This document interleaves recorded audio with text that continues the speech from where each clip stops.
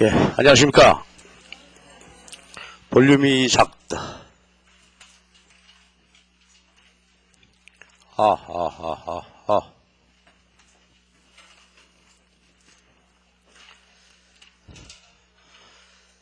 날이 많이 춥죠? 집에서 나오기가 싫더라. 예, 지난주에 우리가 화폐 금융론까지 이제 봤고요. 지난 시간에 이제 말씀드렸듯이 거시경제학의 이제 결론을 분석을 할 때가 왔죠. 그러니까 지금까지는 이제 국민소득 결정의 양학파의 단순 모형을 봤고, 그 다음에 이제 화폐 금융론을 분석을 했습니다. 그럼 우리가, 10편, 총수요 총공급 이론과 안정화 정책. 그래서 여기서 이제 모든 얘기가 전부 종합이 되겠죠. 그래서 한나라 거시경제를 전반적으로 살펴보는 그런 이제 부분이 되겠습니다. 그래서 거기 보면 10편의 편간지를 한번 봐주시면 24장이 총수요 총공급 이론이고 25장이 거기 보면 이제 거시경제학의 두 조류 해서 지금까지 했던 얘기를 여기서 전부 종합한다. 다시 한번 흐름을 복습한다 이렇게 보시면 되겠고요. 그 다음에 이제 26장이 거시경제 현안 문제죠. 인플레이션과 실업 문제. 그러니까 사실은 거시경제학의 존재 이유는 바로 현실경제 문제를 해결하기 위한 그 실천적인 의미가 있는 거니까. 자, 여기서 이제 우리가 배운 이론을 가지고 인플레이션하고 실업의 현안 문제를 살펴보게 되겠습니다. 그래서 이번 주가 이제 거시경제학의 결론이 전체 종합해서 이제 국민소득 결정 이론이 마무리가 되겠습니다. 자, 그럼 24장 얘기인데 다시 한번 또 흐름을 살펴보고 가십시다. 지난 시간에도 이제 한번 정리는 했었는데 다시 한번 보면, 자, 고전학파는 국민소득이 공급 측면에 의해서 결정되어진다. 그렇죠? 그 나라의 요소 부존량과 기술 수준. 그 다음에 이제 케인즈 단순 모형에서 했던 얘기는 경기 침체 상황이다. 그렇죠? 수요 부족한 얘기예요. 따라서 이런 상황에서는 유효 수요 크기만큼 생산할 수밖에 없다. 그래서 결국은 유효 수요가 국민소득을 결정한다 하는 얘기였어요. 자, 그런데 우리가 이제 화폐금융론을 했던 이유는 뭐죠? 케인즈나 통화주의 학파에 있어서는 이자율이 화폐시장에서 결정이 되는데 이 이자율이 어디다 영향을 준다고? 그렇죠. 여기, 그렇죠. 소비와 투자에, 그렇죠. 영향을 미치게 되죠. 자, 우리가 여기까지 이제 공부를 했단 말이죠. 그럼 이제 앞으로 할 것은 수요 공급 얘기를 합쳐서 봐야 되겠죠. 그러니까 한 나라의 국민소득이라고 하는 것은 현실적으로 보면 수요와 공급을 동시에 살펴보아야 한다. 자, 이것이 이제 우리가 24장에서 다룰 그 분석이 되겠습니다. 자, 그런데 24장의 이제 내용을 보면 말이죠. 크게 보면 둘로 나뉘어지게 되는데, 그게 AD, AS 모형하고, 근데 수요 공급을 동시에 분석하기 전에 하나 거쳐가야 되는 단계가 필요하다. 이제 그랬었죠? 예, 여기 생산물 시장에 화폐 시장이 영향을 서로 주고받게 된단 말이에요. 그럼 우선은 수요를 좀 더 정확히 살펴봐야 되겠죠? 자, 그럼 이런 이제 관점으로 보게 되면은 단순 모형에서는 생산물 시장을 살펴보고 수요다 그랬는데 이제는 그래서는 안 되죠. 그러니까 생산물 시장하고 화폐 시장을 동시에 살펴봐야 되죠. 그러니까 화폐 시장에서 이자가 결정이 되면 그 이자율이 생산물 시장의 유효 수요 크기를 결정한다. 자, 이런 이제 흐름이란 말이죠. 그래서 24장의 내용은 우선 요거를 먼저 하죠. 요거에서 1절 해가지고 요거를 ISLM 모형 이래 놨습니다. 그 다음에 2절에 가서 AD, AS 모형 이렇게 이제 분석을 해야 되겠어요. 그러니까 이제 큰 흐름으로 본다면 케인즈 단순 모형, 그 다음에 ISLM 모형, 그 다음에 여기 와서 이제 비로소 종합이 되는 거죠. 자, 그래서 먼저 이제 그 1절에서 ISLM 모형입니다. 그럼 여러분이 한번 말씀해 보세요. ISLM 모형은 어떤 모형이라고요? 수요 측 분석 이론이죠. 수요 측 분석 이론인데 단순 모형하고 다른 점은 뭡니까?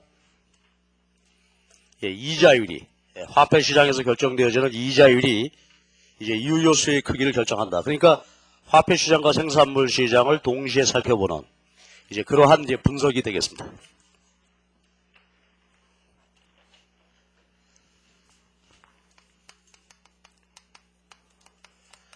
자, 그래서 이제 ISLM 모형을 우리가 먼저 이제 공부를 해야 되는데, 구체적으로 들어가기 전에 이 배경 설명을 조금만 더 합시다.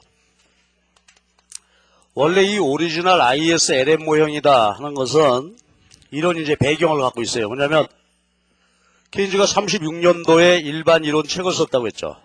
일반 이론 이 책을 썼는데, 요 케인즈의 일반 이론의 내용을 보고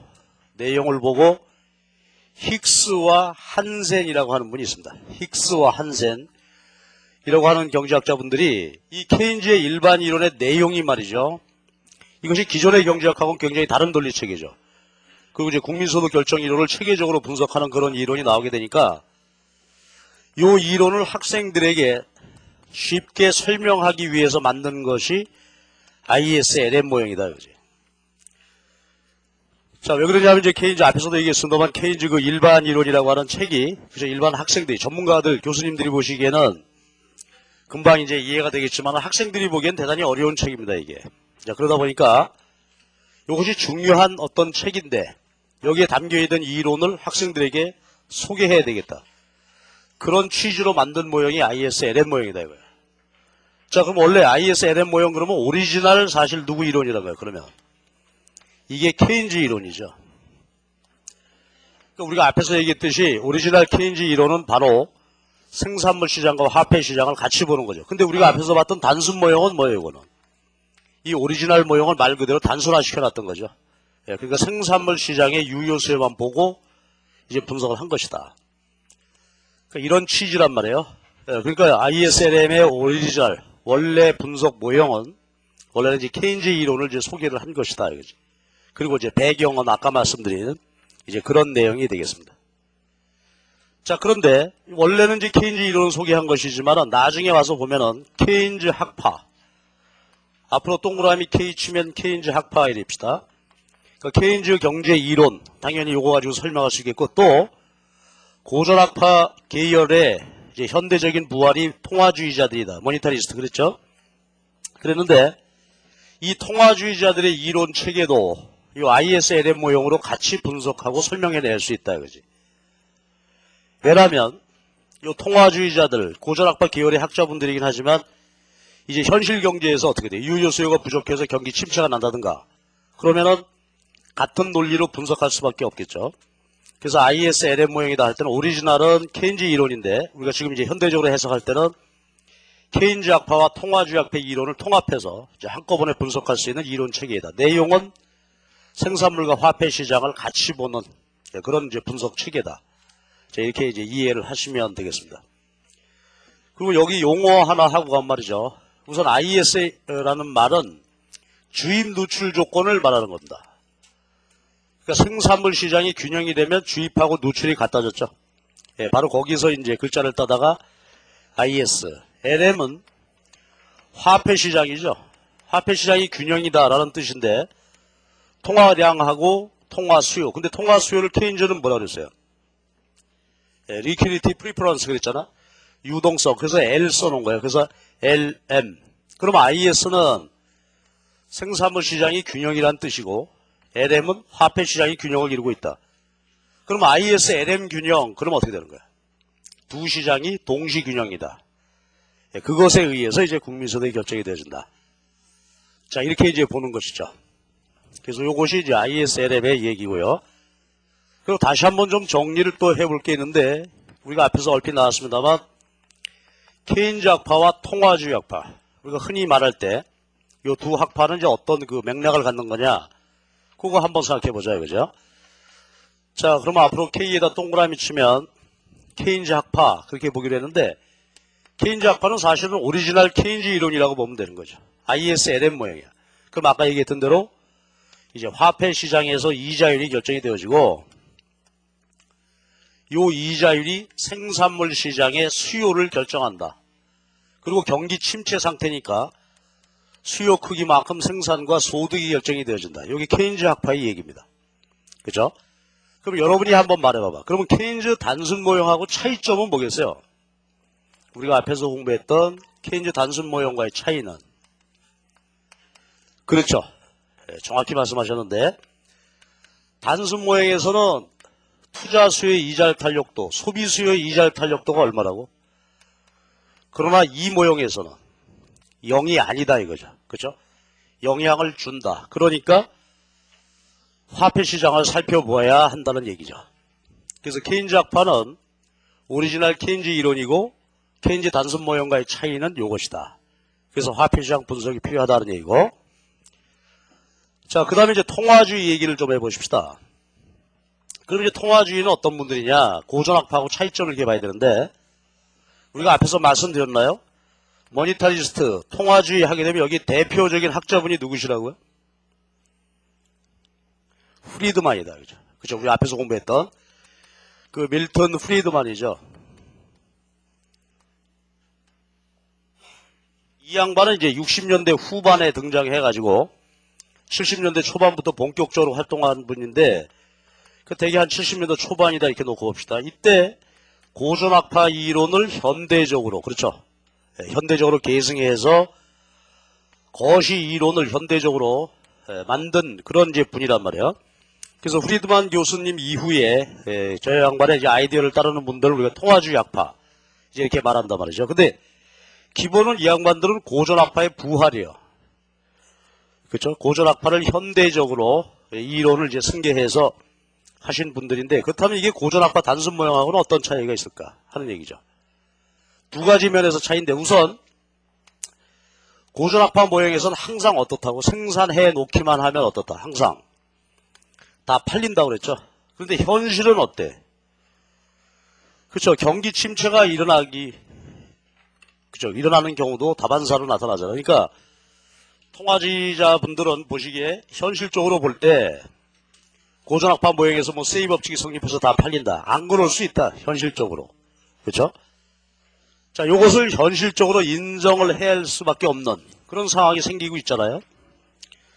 자, 그러니까 어떻습니까? 만약에 고전학파적인 아이디어를, 그런 입장을 취한다 하더라도 현실 경제가 여기 수요가 부족하다면 당연히 생산과 소득은 무엇에 따라 결정이 되는 거예요? 수요가 결정하겠죠. 현실은. 그렇지? 자, 이걸 인정하게 되면 결국은 케인즈의 유효 수요 이론을 받아들일 수밖에 없는 거죠. 그죠? 팔리는 것만큼 생산할 수밖에 없다. 다 안 팔리는 게 현실이라면. 그렇지? 그래서 요거 이제 하나 바뀌었다고 보면 돼요. 그 다음에 이제 가장 중요한 게 화폐 수요 얘기죠. 여러분 기억나십니까? 고전학파의 화폐 수요 함수. 누구의 무슨 방정식이라고?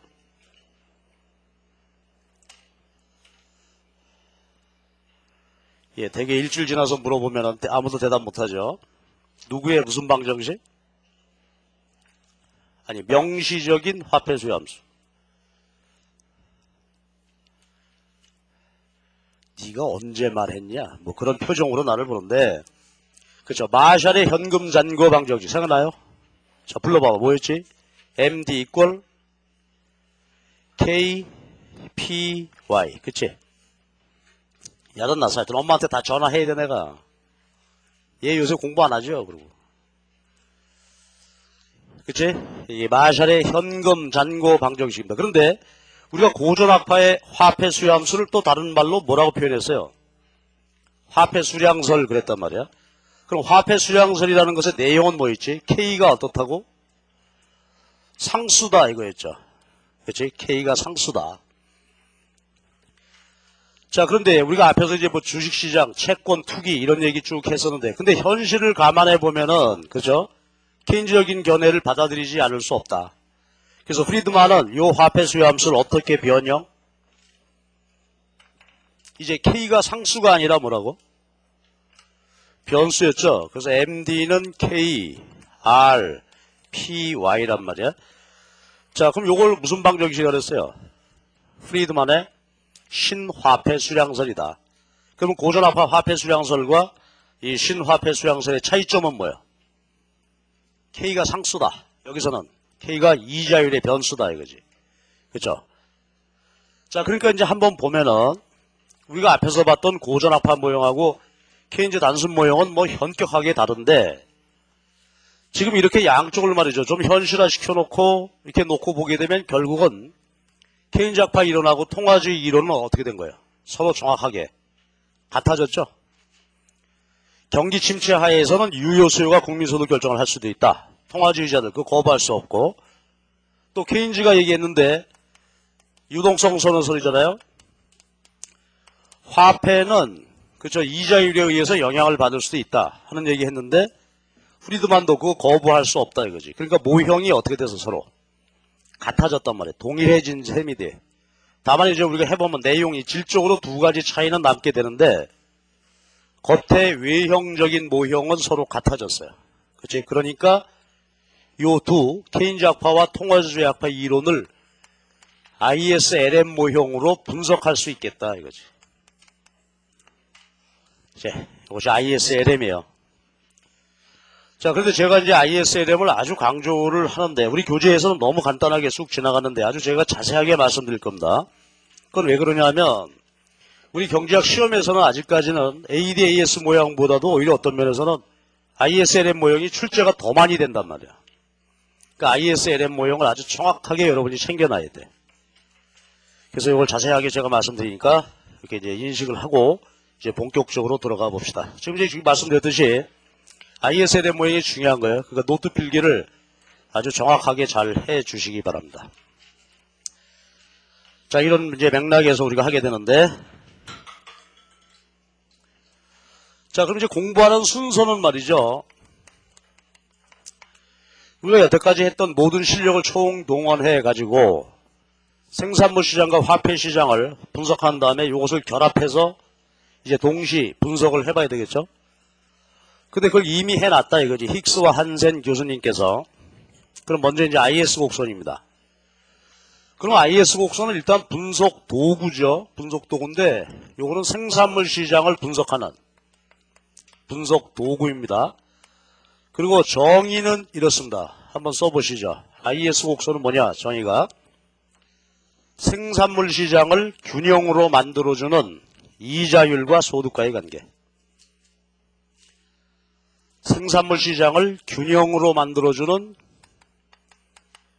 이자율과 국민소득과의 관계. 요걸 그림으로 보여주는 게 IS 곡선이다 이거지. 자, 여러분 소리내서 한번 읽어주십시오. IS 곡선이란 뭐다?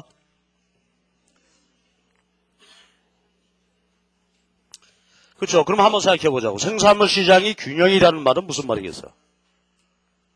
그렇죠. 생산량과 수요량과 공급량이 같은 상태다 이거지. 자, 그래서 미리 한번 볼게요. X축에다가는 이제 국민소득을 나타내고 여기다가 이자율인데 이자율은 화폐 시장에서 결정이 되죠. 예를 들어서 우리나라가 지금 현재 이자율이 4%다. 그렇다고 한다면은 1인당 국민소득이 예를 들어서 $10,000다 이거야. 물론 여기는 이제 1인당이 아니라 총소득이 되겠죠. 근데 우리 이해하기 쉽게 그냥 예를 들어서 $10,000 이랬습니다. 이래야 한다는 얘기입니다. 그러니까 만약에 화폐 시장에서 지금 결정되어진 균형 이자율이 4%이면은 균형 국민소득도 $10,000가 되어야 어떻게 된다고? 생산물 시장이 균형이다 말이에요. 즉 생산된 만큼 다 팔리고 있는 상황이 된다 이거지. 그러니까 만약에 소득은 $10,000인데 이자가 5%이든지 3%이든지 그러면 어떻게 돼? 생산물 시장의 불균형이 되겠죠. 초과 수요나 초과 공급 상태가 된다 이거지. 자, 근데 우리가 이제 나중에 할 일이지만은 이어서 할 일이지만 미리 해보면은 이자율이 이렇게 높아지면은 국민소득이 줄어야 돼요. 그래야 생산물 시장이 균형이 되고 이자율이 내린다면은 국민소득이 증가해야만 다시 생산물 시장이 균형이 된다. 그런 점들을 찾아서 연결해 놓은 게 IS 곡선이다. 그죠? 그러니까 이제 나중에 보겠습니다만 말이죠. 그러니까 IS 곡선상에서는 생산물 시장이 균형이 되지만은 만약에 IS 곡선보다 상방 영역에 있다든지 또 아니면 하방 영역에 우리 경제 상태가 이렇다라고 한다면 생산물 시장은 어떻게 된다? 초과 수요, 초과 공급, 불균형 상태가 된다 이것이. 자, 이걸 보여주는 게 IS 곡선입니다.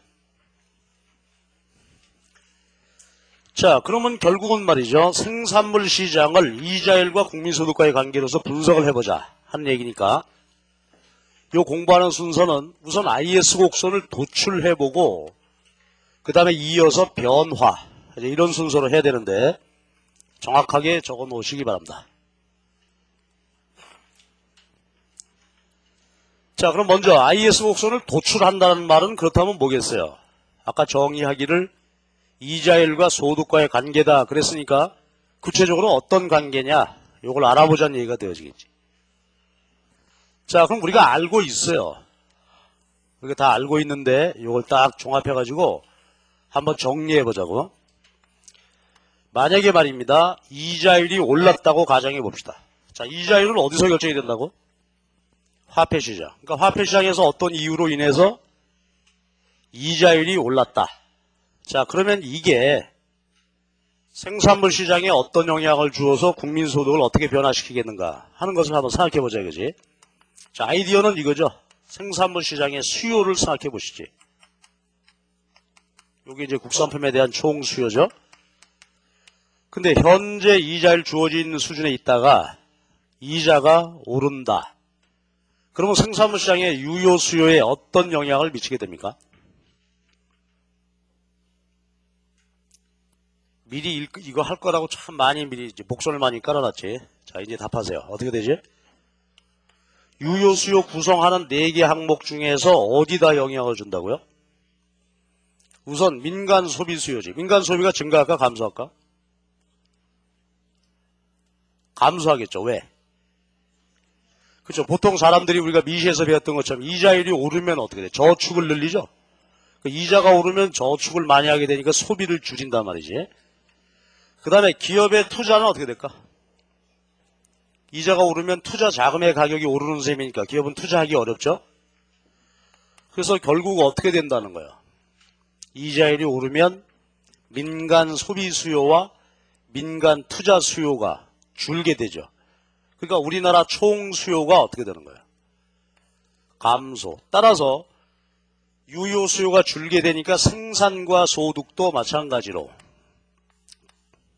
이게 생산물 시장에서 이자율과 소득과의 관계다 이거지. 그렇죠? 뭐 복잡하게 볼 거 없습니다. 요게 생산물 시장의 IS 곡선 도출입니다. 그럼 이제 미리 아까 저희 그림을 저렇게 그려놨습니다만은 그러니까 어떤 이제 주어져 있는 상태에서 아까 우리 왼쪽 그림 봅시다. 4%였는데 이자율이 오르면 국민소득이 줄게 되더라 이거지. 그렇죠? 이런 이유로. 그럼 연습 한번 다시 할까요? 이자가 내리면 어떻게 된다고? 이자율이 내리면 생산물 시장에 민간 소비와 민간 투자를 늘리겠죠. 따라서 생산과 소득이 증가하게 될 거란 말이에요. 그러니까 IS 곡선의 모양은 어떻게 된다? 그렇죠? 우하향하게 도출이 되어진다 하는 소리가 되겠습니다. 자, 그래서 우리 교재는 한번 같이 볼까요? 737페이지에 보면은 그 모형이죠. 자, 그런데 한 가지만 거기 모형만 한번 보고 지나갑시다. 이거는 뭐 모형을 풀고 계산하고 하는 것은 아니고 개념만 알면 되는데 그 737페이지 보면은 24-3식이 있죠. 거기 보면은 투자가 이제 뭐예요? 독립투자뿐만이 아니라 이자율에 의해서 영향을 받는다 이거지. 그래서 식을 보면 I0 빼기 CR 해놨죠. 그러니까 이자율이 오르면 C만큼 어떻게 된다는 거예요? 투자가 줄어들게 된다 이거지. 그치? 이 식만 이해하시면 되겠어요. 자, 그리고 거기 소비수요 함수를 봐봐봐. 근데 여기 소비 함수는 여전히 뭐예요? 가처분 소득만의 함수로만 써놨지. 그런데 여기도 우리가 이제 모형에 명시적으로 써놓지는 않았지만 이자율이 변화하면 어떻게 된다고? 소비에도 영향을 주는 것으로 머릿속으로는 그렇게 이해를 하자 이거지. 그럼 왜 식에다가 명시적으로 안 해놨나? 식에다가 이자를 써놓게 되게 되면 이게 2차식이 되고 막 이래가지고요. 그렇죠. 수식으로 표현하기가 대단히 복잡해진단 말이에요. 그래서 표현을 안 한 것뿐이다. 이자율이 소비에 영향을 준다 하는 것을 기억을 해 주시기 바랍니다. 자, 그러면 이제 그 다음 페이지 한번 보실까요?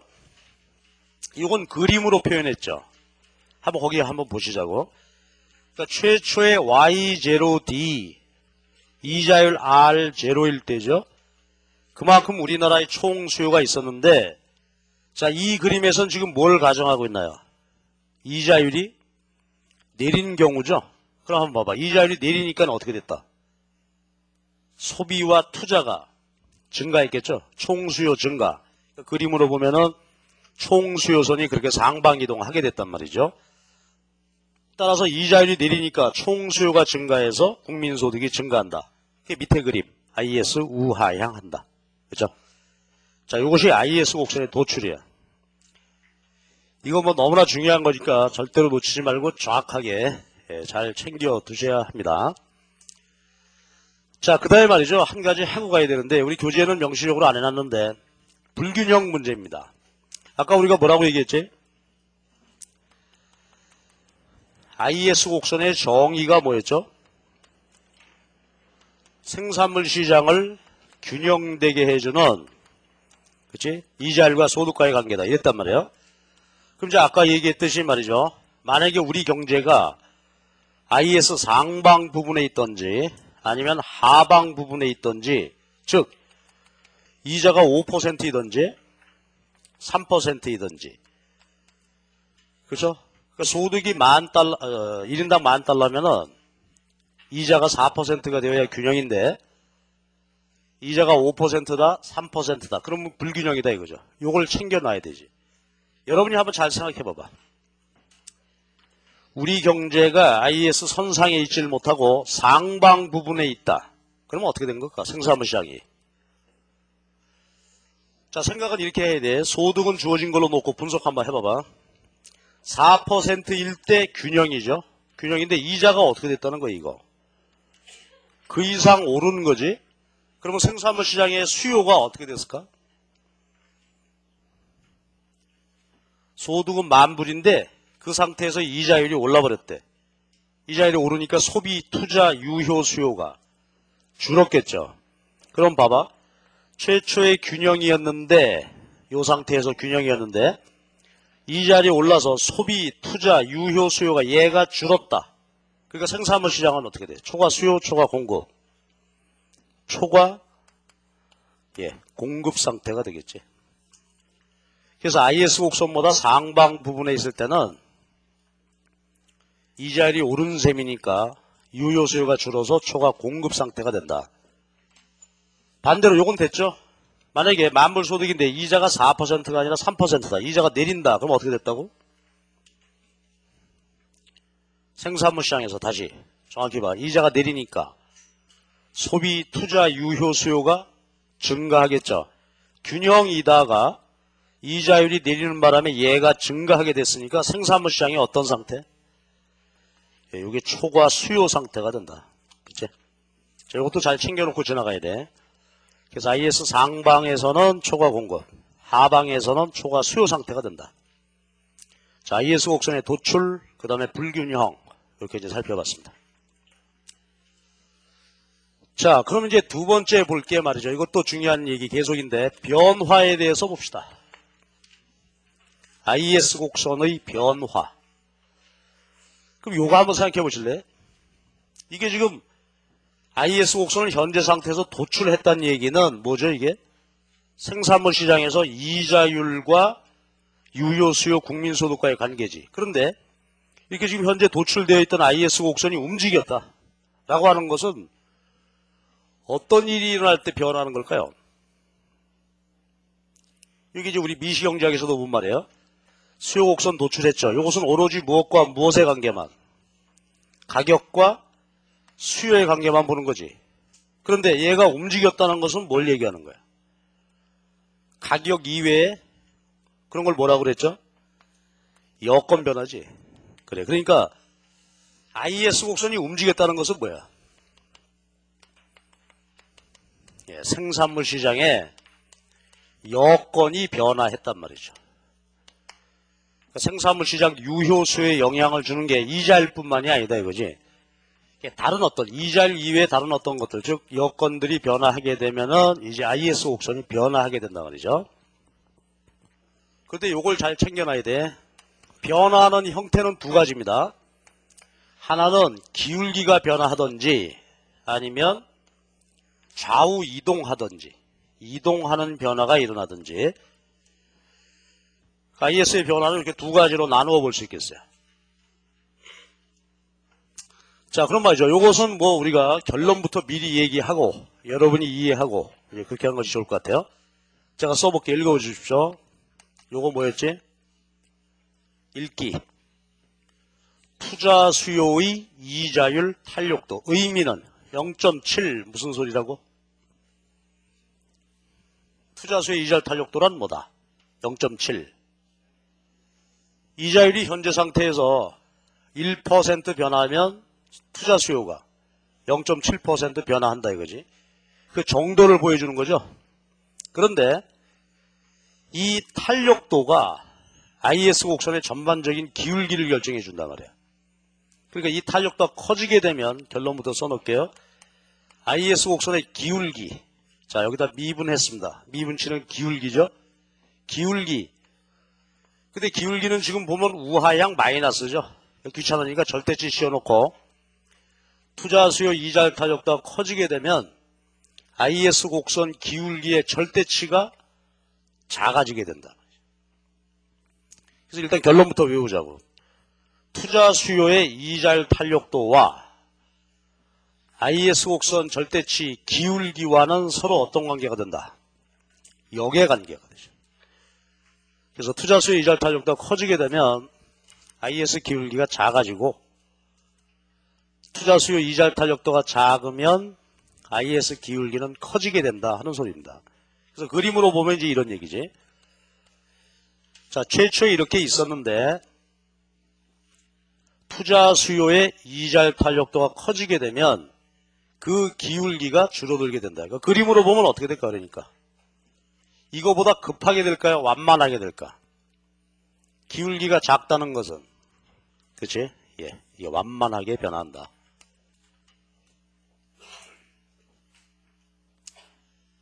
자, 이것이 이제 가장 중요한 IS 곡선 기울기 얘기입니다. 의미는 금방 우리가 알 수 있겠죠? 자, 의미 한번 생각해 봅시다. 왜 기울기가 완만해질까? 여기 한번 생각해 봐봐. IS 도출할 때 말이죠. 이자율이 변화하면 투자가 변화해서 그래서 생산이 변화한다 이랬지. 그럼 다시 잘 보자고. 투자 수요 이자율 탄력도가 크다는 말은 뭐예요? 이자율이 오를 때 감소하는 투자 수요의 크기가 크다. 그죠? 똑같이 이자율이 올라도 이게 대폭 줄어든다. 따라서 국민소득도 대폭 줄게 되는 거지. 그러니까 그림으로 보면은 이자율이 오를 때 하얀 경우에 비해서 노란 경우는 국민소득이 뭐 많이 줄어들게 되죠. 바로 그 뜻이다 이거지. 자, 그림하고 다시 한번 잘 봐야 돼. 투자 수요의 이자율 탄력도가 커졌다. 그 의미는 이자가 조금만 변화해도 투자 수요가 대폭 변화한다 이거죠.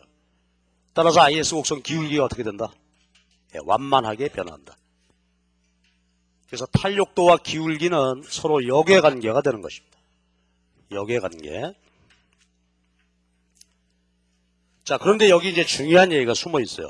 뭐냐면 아까 우리가 얘기하기를 ISLM 모형에 오게 되면 케인즈 학파 이론하고 통화주의 이론이 서로 어떻게 됐다고?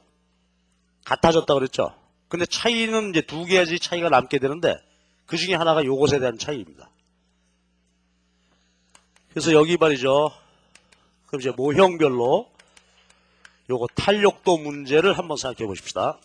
그럼 이제 복습하기 위해서 이제 한번 해보는데 여러분 케인즈 단순 모형하고 고전파일 때 투자 수의 이자율 탄력도 그 다음에 IS 곡선의 기울기 문제를 한번 생각해 봅시다. 그래 놓고 이제 살펴보는 것이 좋을 것 같은데요. 이런 표를 만드는 중입니다.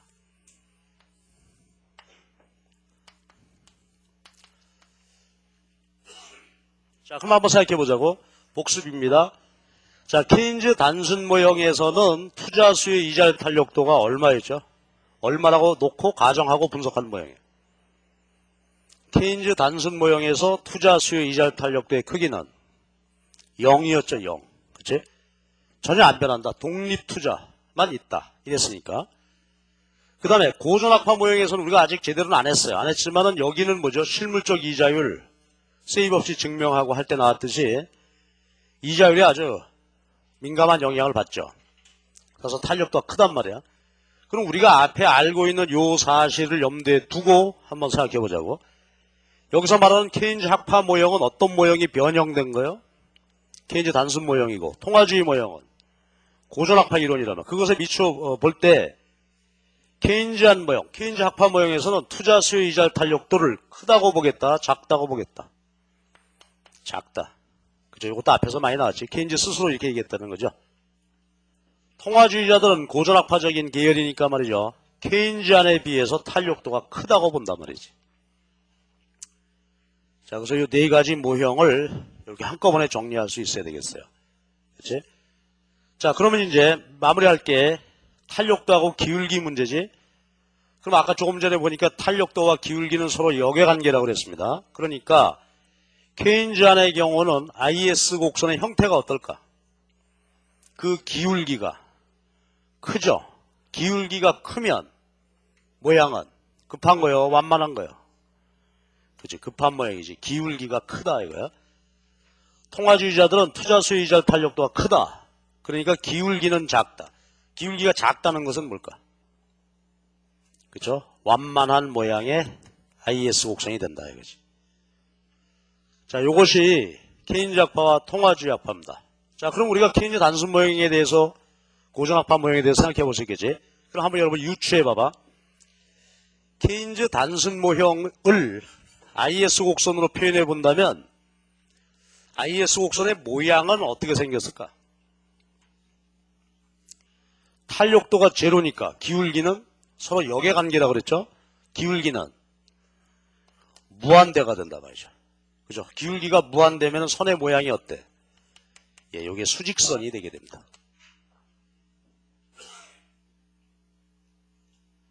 자, 그리고 이제 고전학파 갑시다. 고전학파가 좀 특수한데요.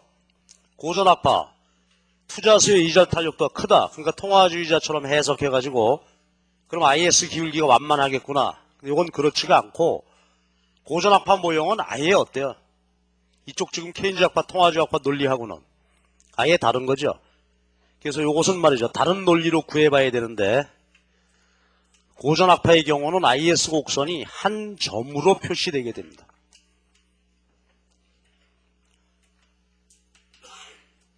자, 이건 뭐 중요한 얘기는 아니고요. 그러나 나머지 세 개의 모형은 탄력도가 기울기를 결정하게 된다. 자, 그래서 이렇게 우리가 정리를 할 수 있겠습니다. 그래서 결국은 처음 다시 이제 돌아가 봐봐. IS 곡선 도출했고, 그 다음에 변화인데, 변화 중에서 기울기를 변화시키는 요인이 있다. 자, 소리 내서 말해 주십시오. IS 기울기 결정 요인, 변화 요인은 뭐라고? 자, 소리 내서 읽어. 자기 귀에 막 들리게. IS 곡선 기울기 결정 요인은 뭐다? 아이고, 그게 큰 소리 하는 거예요? 좀 더 큰 소리 한번 해봐봐. 투자 수요의 이자율 탄력도. 자, 투자 수요의 이자율 탄력도하고 IS 곡선 기울기하고는 서로 어떤 관계요? 역외관계다. 그치? 자, 그럼 연습 또 복습 한번 더 하고 와. 여기서 다시 한번 해보는데, 요것만 봅시다. 하얀 IS, 노란 IS가 있는데, 자, 요거 얘기해 봅시다. 노란 거, 얘는 기울기가 작죠? 절대값 기준 기울기가 작아. 그러니까 얘는 투자 수요 이자율 탄력도가 크다, 작다. 기울기가 작다. 투자 수요 이자율 탄력도는 크다. 투자 수요 탄력도를 크다고 보는 쪽은 케인즈안 모니터리스트. 천천히 생각해봐. 투자 수요의 이자율 탄력도를 크다고 보는 쪽은 어딜까? 요 위에 거 생각해보면. 탄력도가 크다고 보는 쪽은 어디라고? 고전학파. 그렇죠? 통화주의자 되겠지. 통화주의자. 그 다음 이거 한번 다시 해보자고. 하얀 거는 어때요? 노란 것에 비해서 기울기가 크죠?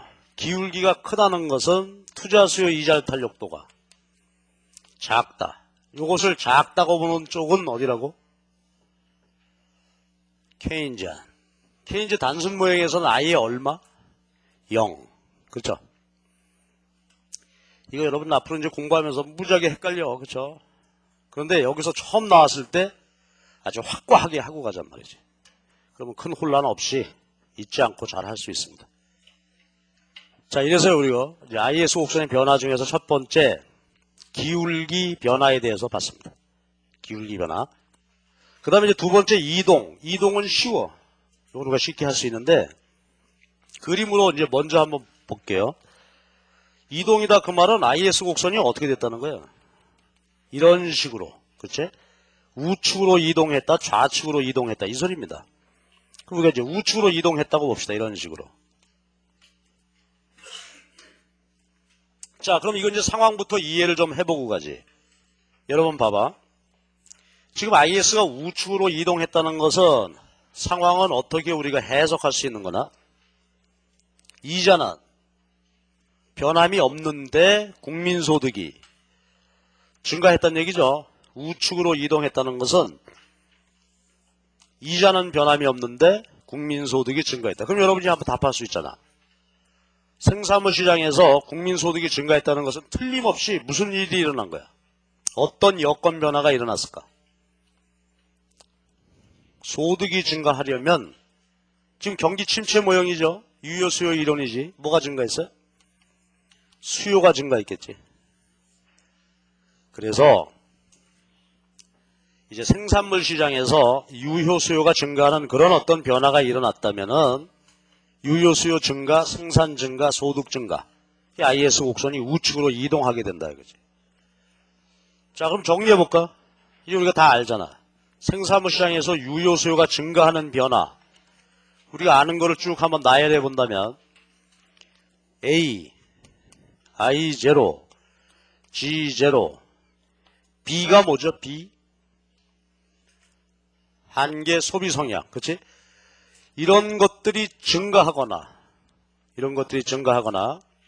아니면 정액세, 비례소득세율 이런 것들은 감소하거나 그치? 그러면 유효 수요가 증가하는 거죠? 예, 그렇단 말이야.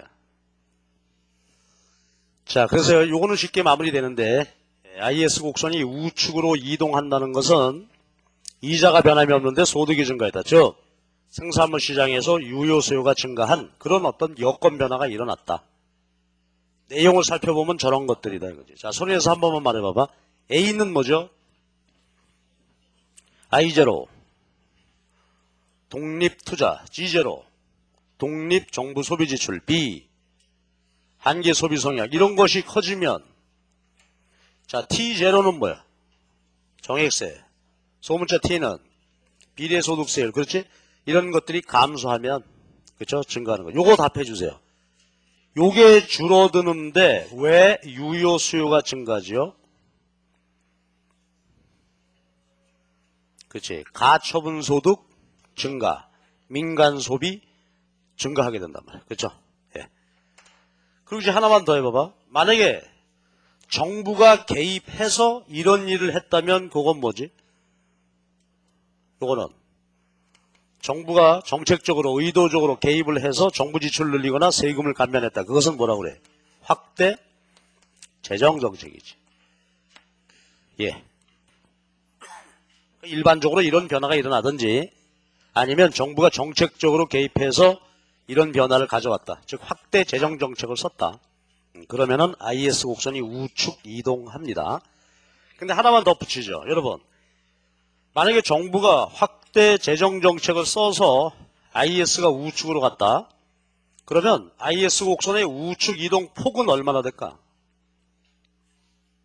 그렇죠. 승수배. 그치? 승수배 IS 곡선이 우측 이동한다. 왜 그래요? 그러니까 케인즈 단순 모형에서 그렇죠? 이런 일이 일어나게 되면 승수배 소득이 증가한다. 근데 여기서는 IS 곡선이 소득이 증가했다. 우측 평행 이동했다 이거지. 그렇죠? 자, 끝입니다. 그래서 이것이 IS 곡선에 대한 얘기 전부 다 된 거야. 그러니까 이제 생산물 시장의 얘기를 이렇게 잘 챙겨갖고 있어야 되지. 자, 그럼 처음부터 다시 한번 저 칠판에 다 지금 써 있어, 이제 흐름이. 처음부터 한번 쭉 반해려 봅시다. 지금 우리가 ISLM 모형을 하겠다 그러는데 ISLM 모형이란 뭐다? ISLM 모형은 어떤 모형이에요? 그러니까 생산물 시장과 화폐 시장을 동시 분석해서 그죠? 국민소득 결정 이론을 보는 거예요. 근데 상황은 지금 뭘 전제하고 있죠? 경기 침체지. 공급은 안 따진단 말이야. 케인즈 오리지널 이론은 유효 수요 부족한 거야. 자, 그러니까 화폐 시장에서 이자가 결정이 되면 그 이자율이 유효 수요, 유효수요만큼 생산된다. 이런 논리라 말이죠. 자, 그러면 생산물 화폐시장 두 개를 동시에 봐야 되는데 생산물 시장 표현 분석 도구가 뭐다? 자, 소리내서 말해 주십시오. 뭐라고? IS 곡선 정의 불러주십시오. 정의. 됐어? 예, 생산물 시장을 균형되게 해주는 이자율과 소득과의 관계. 근데 그 관계가 어때요? 따져보니까 IS 곡선 도출해봐야 될 거 아니야? 해보니까 어떻다고? 자, 제가 요걸로 말씀드리겠습니다. 이자율이 내리면 어떻게 돼? 생산물 시장에서 이자율이 내리면 소비, 투자, 유효, 수요 증가. 따라서 생산과 소득도 증가하겠지. 그래서 이자율과 국민소득은 서로 역외관계. 그림 그려보면 우아해한다. 그렇지? 근데 선상에서는 균형이지만 상방, 하방에서는 불균형이다 이랬지. IS 하방에서는 우리 경제가 어떤 경제다? 그렇죠. 초과 수요 경제고 IS 상방에서는 초과 공급이다. 자, 그런데 이렇게 이제 도출된 IS 곡선에 어떤 변화가 일어날 수 있죠. 어떨 때 이런 변화가 일어난다고? 생산물 시장의 여건이 변화할 때. 그렇지. 그러면 이제 기울기도 변화하고 좌우로 이동할 수 있겠는데요. 근데 우선 기울기 결정 요인은 뭐예요? 투자 수요의 이자율 탄력도. 어떤 관계야? 서로 기울기하고. 역의 관계다. 그래서 학파별로 그 탄력도에 대한 견해 차이가 있었죠. 그 다음에 이동인데 이동은 뭐라고? 이자는 변함이 없는데 소득이 증가하고 감소한다 하는 얘기니까 유효 수요가 변화하고 있다는 얘기지. 이런 변화. 한마디로 말해서 뭐요? 유효 수요가 증가하면 IS 곡선이 우측 이동한다. 몇 배? 승수배. 정부가 개입해서 그랬다면 그것은 확대 재정정책 효과가 되겠지. 그치? 그러니까 칠판을 음미를 잘 해봐봐. 이 흐름이 요거란 말이야. 그러니까 하나하나 제대로 해놓고 딱딱 갖다 붙여가면 되는데 요 하나하나를 제대로 안 해놓으면 나중에 이제 몹시 헷갈리게 된다 그러지. 오늘 내일이 하여튼 정신 바짝 차리고 해야 돼. 오늘 내일만 잘하면 거시경제 얘기는 다 끝을 낼 수가 있단 말이지. IS 곡선에 대해서 말씀드렸습니다. 자, 그럼 이어서 뭘 봐야 되죠? 이제 생산물 시장에 관한 말씀을 드렸으니까 이제 화폐 시장을 봐야 되겠죠? 그러니까 이제 똑같은 논리다. 이거. 똑같은. 다만 이제 이거는 LM 곡선이란 말이죠. 자, 그럼 우선 얘기야. LM 곡선은 뭘까요? 아까 IS 곡선 참조해서 대입해 봅시다. LM 곡선은 뭐다? 예, 화폐 시장을 표현하는 분석 도구입니다. 화폐 시장을 나타내는 분석 도구인데 정의하고 들어가죠. 자, LM 곡선 정의는 뭐라고? 요거 여러분이 해봐. 아까 IS 곡선은 뭐나? 생산물 시장을 균형되게 해주는 이자율과 소득과의 관계다. 그렇다면 요거는 뭘까? 그렇죠? 화폐 시장을 균형으로 만들어주는 소득과 이자율의 관계. 요걸 보여주는 선이 LM 곡선이다. 그럼 이제 요것도 먼저 도출, 그 다음에 변화. 자, 이런 순서대로 이제 정리해 두시면 되겠어요. 자, 그럼 가봅시다. 이것도 우리가 이제 알고 있는 사실이다 이거야. 이거 지금 화폐 시장이야. 그러니까 이것도 이제 논리에 맞춰서 챙겨봐야 되겠는데, 국민소득. 얘는 지금 생산물 시장에서 결정이 되는 거죠. 예를 들어서 생산물 시장에서 유효 수요 증가, 소득이 증가했다고 합시다.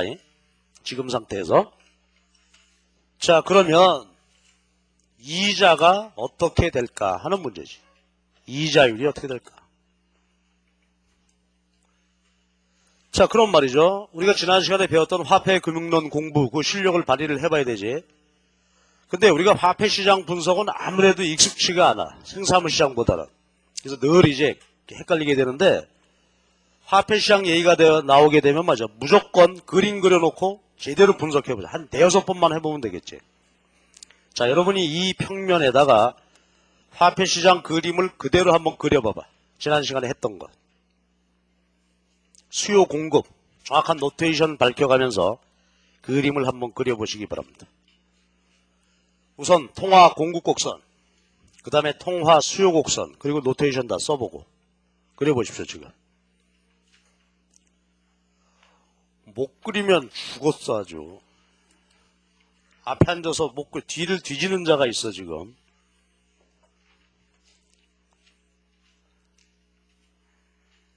그 뒤를 봐서라도 빨리 그려봐봐.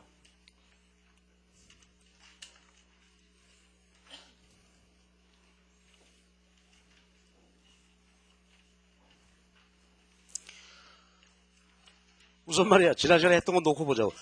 통화 공급 곡선 어떻게 생겼지? 통화 공급 곡선 수직선이죠. 왜 수직선이죠? 이자율에 대해서 수직선으로 그렸다는 말은 통화 공급량은 어떻다? 이자율하고 아무 상관이 없다. 그러니까 수직선으로 그리는 거죠. 왜 그래? 통화 공급 함수를 한번 불러주십시오. 분모가 뭐요?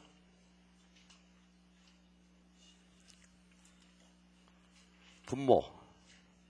오락가락 해 막. 자, Z 플러스 R 1 마이너스 Z분의 1 곱하기 B 또는 C 플러스 R C 플러스 1 곱하기 B죠. 자, 그런데 우리가 알다시피 Z, C, R 요것이 감소하면 어떻게 된다고? 복습하는 거예요. 통화 승수가 커져서 통화량이 증가하고 그 다음에 B, 본원 통화가 증가하면은 통화량이 증가하겠지. 근데 본원 통화 증대 요인 4가지 있었죠? 다 외웠지 이제. 첫 번째는 뭐라고? 정부나 은행에 대해서 대출해 주거나 아니면 BP가 뭐예요? 국제수지, 흑자나거나. 국제수지가 흑자날 수 있는 상황은 경상수지에서 수출이 많아서 흑자가 나든지 아니면 자본수지에서 자본 유입액이 많아서 흑자가 나든지 그러면 국제수지 흑자 본원통화 증가한다 그랬지. 근데 어느 경우 자본 유입되는 경로 3가지. 첫 번째 직접 투자, 두 번째 간접 투자, 세 번째 기타 투자. 그렇죠? 요거. 그 다음에 이제 4번째 중에 하나가 뭐 중요한 건 아니지만 중앙은행의 기타 자산 매입할 때 이랬었단 말이죠. 자, 근데 이제 말씀해 주죠. 소문자 Z가 뭐였지? 눈이 마주쳤어. 답을 못하면 소문자 Z가 뭐지?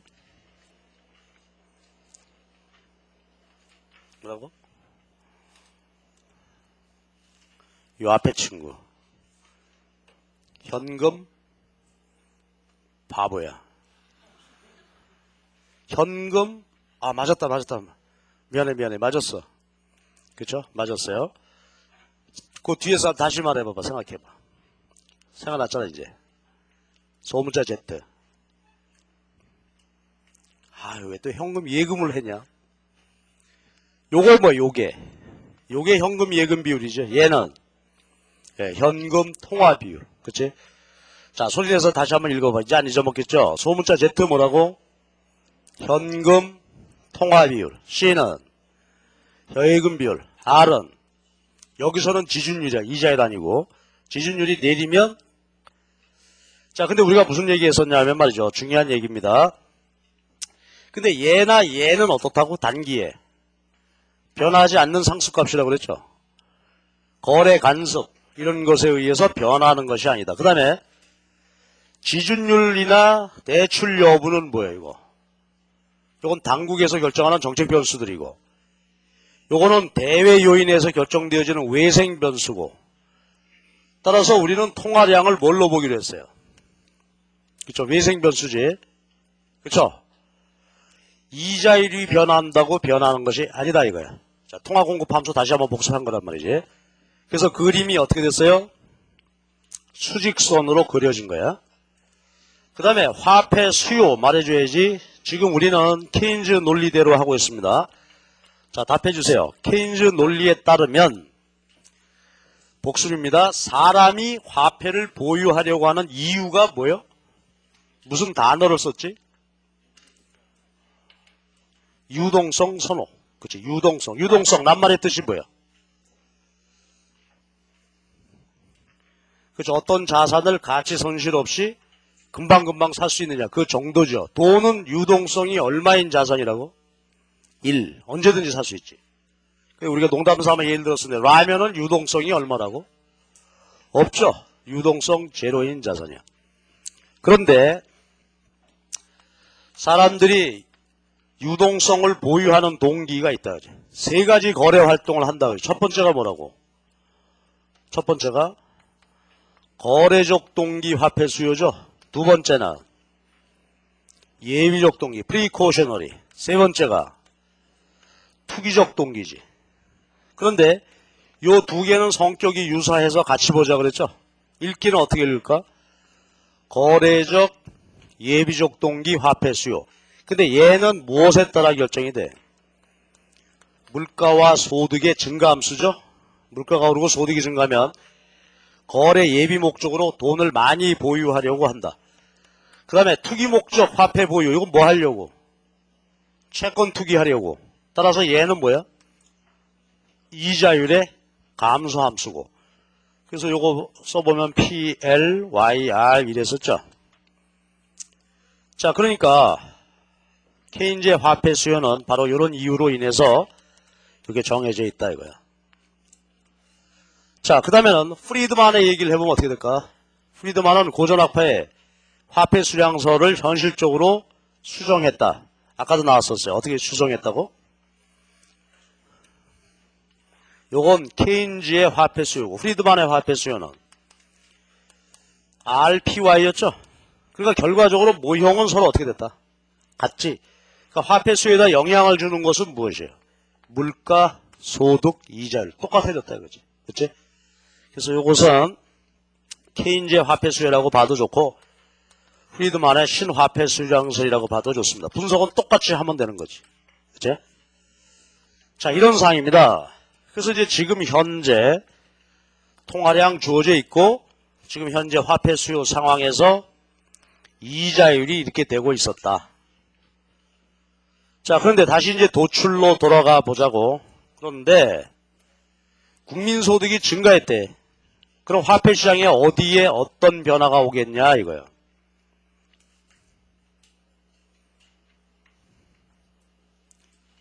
됐죠? 소득의 변화는 통화량에는 영향 주는 것이 아니죠. 그죠? 소득은 통화량에 영향 주지 않아. 어디에 영향을 줘? 여기 보니까. 화폐 수요지. 이제 케인즈적으로 얘기해 봅시다. 화폐 수요 중 어느 수요에 영향을 준다고? 그렇죠. 거래적, 예비적 동기 화폐 수요를 어떻게 합니까? 따라서 이자율이 어떻게 돼요? 오르겠지.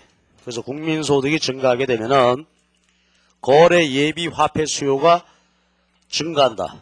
그러니까 화폐 수요 곡선이 우측 이동하게 된다. 그래서 이자율이 오르게 된단 말이죠.